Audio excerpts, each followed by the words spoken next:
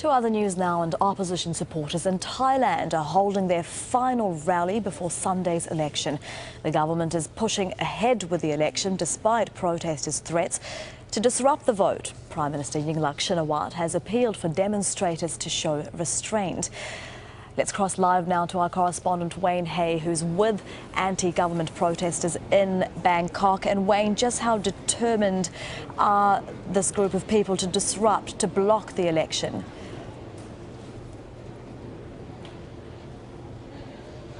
Well, the anti-government protest leaders have said several times that they will not ask their people to physically try to stop people voting on the election day, but clearly they do want to disrupt the day. They will use different tactics, like simply coming out onto the streets of the capital Bangkok and other parts of Thailand to protest, to continue their rallying and make it difficult for voters to move around the city. They've also gone to government buildings such as here where I am in the Bangkok suburb of Laxi. They are outside a local administrative building, which is where there are ballot papers, many ballot papers stored inside. Those papers are due to leave here in the early hours of Sunday morning and go out to the polling booths. The protesters have come here, they're camping outside and saying that that will not happen. They will not allow anyone inside to retrieve those papers and take them out to the polling booths. And this is something that is happening in other parts of Thailand as well. Increasing concerns about violence. There were at least 2 shooting incidents in Bangkok alone on Friday night, Saturday morning, including one here in Laxi, and that is increasing concerns about what may unfold on Sunday, as Scott Heidler reports. In last-minute campaigning on the streets of Bangkok, a decidedly non-political issue has risen to the top: voter safety. There was violence when the anti-government protesters blocked polling centers last week during advance voting. These snap elections were called by Prime Minister Yingluck Shinawatra. Her response to the protesters' demand for her to resign. Standing firm, she told the protesters if they want her out, they have to do it through the ballot. Suthep Thavisin is a former deputy prime minister. In November, he gave up his seat as an opposition member of parliament to lead the protesters.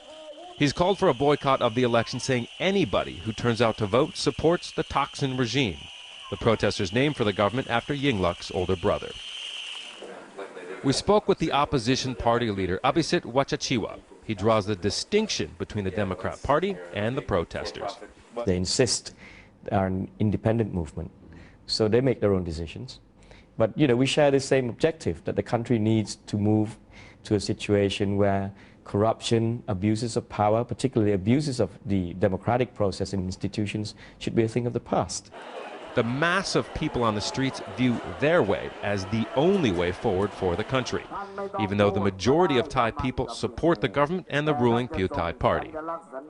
Because of the concern about more violence and because of the environment the protesters here have created, as well as an election boycott called by the opposition party and the leaders of these protests, some feel as though this election on Sunday is about more than selecting a prime minister and a government.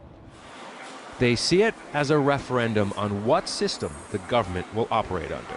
This time is absolutely different than all the history of election in Thailand.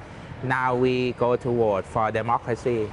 You are voting to prove that your vote matters. Few hold hope that Sunday's polling will bring 8 years of political turmoil to an end. In fact, it's expected to take months before a government can be formed, if at all. Low numbers and legal complications could require additional elections or even nullify the results. So most are simply hoping that the ballots close without bloodshed. Scott Heidler, Al Jazeera, Bangkok.